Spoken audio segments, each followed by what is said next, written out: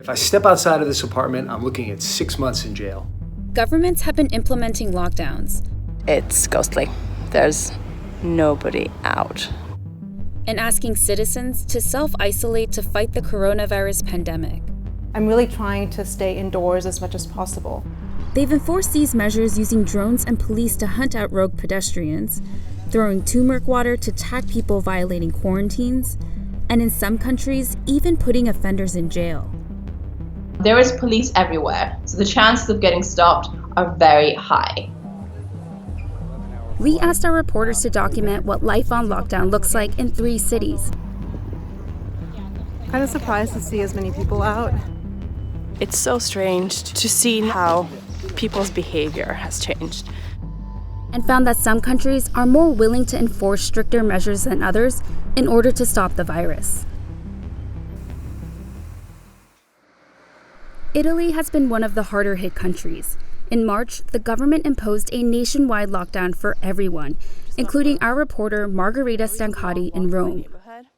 This is the Pantheon in Rome. There's no one here now. There's no one here. I'm relieved to see that. People seem to be keeping to themselves. Normally here there would be a dozen or so people admiring the view, but today there's nobody. There's just me. The government allows very few exceptions for people to step outside.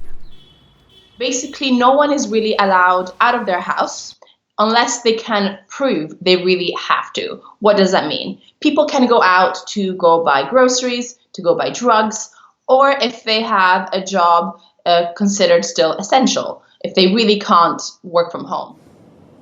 Hong Kong, on the other hand, has adopted a radically different strategy. It has decided to quarantine a very narrow group of people who could potentially infect others. Here's where I'm spending 2 weeks of my time. It's a 500 square foot apartment in Hong Kong. The Hong Kong government required our reporter Dan Strumpf to self-isolate for 14 days after he traveled abroad. The city is quarantining anybody that's coming into Hong Kong, regardless of where they're coming from. The city's also closing itself off to any visitors who are not residents of Hong Kong. There's also other citywide measures like gatherings of more than 4 people are forbidden, movie theaters and gyms are closed.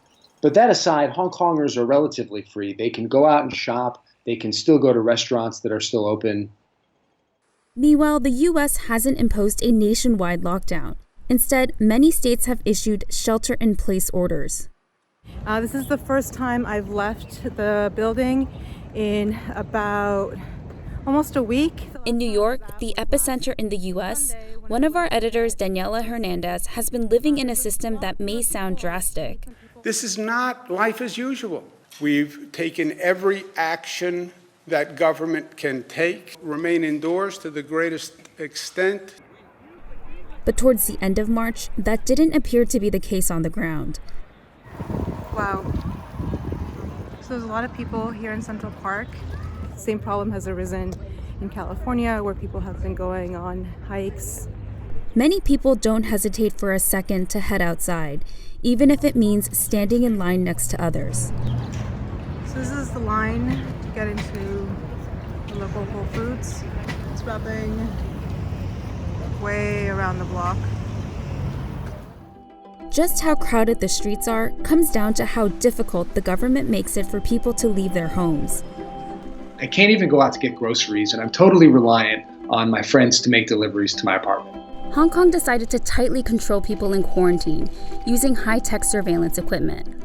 So the government's keeping track of anybody in quarantine by slapping a wristband on them. There's a serial number on the wristband that's assigned to me, as well as a QR code. The second element to the quarantine is an app on my phone. The app actually pairs up with the bracelet that allows Hong Kong authorities to keep track of exactly where I am. If I do leave my home, the app on my phone makes a loud noise, then the authorities are alerted within an hour.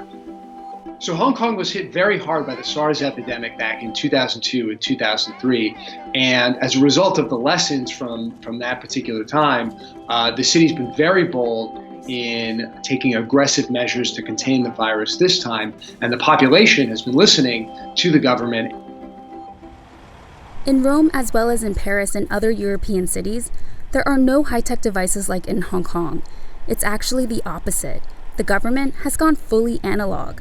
I need to fill in this form that you see here.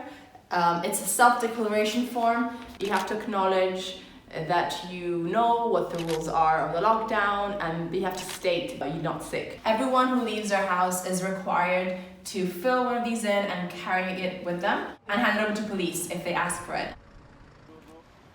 The thinking behind the forms is twofold. On one hand, it's really sending a message that this is serious. You can't just go out with any excuse. You have to think about why you're going out, and you have to be able to prove it.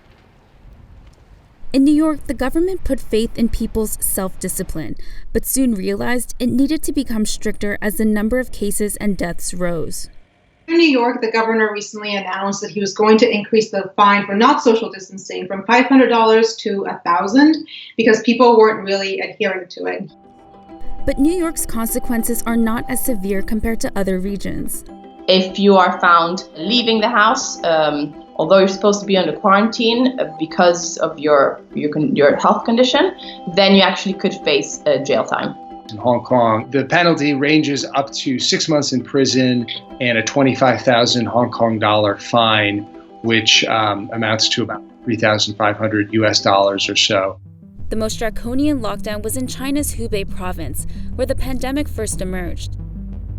The WHO says intense policing and surveillance networks helped contain the spread of the virus, but those measures were extreme and most unlikely to work in much of the world. For these kinds of draconian measures to be imposed on a Western democracy is absolutely shocking. People could not believe what was happening. But as the pandemic is progressing, more European countries and US states are replicating some of the strict measures seen in Italy and even China.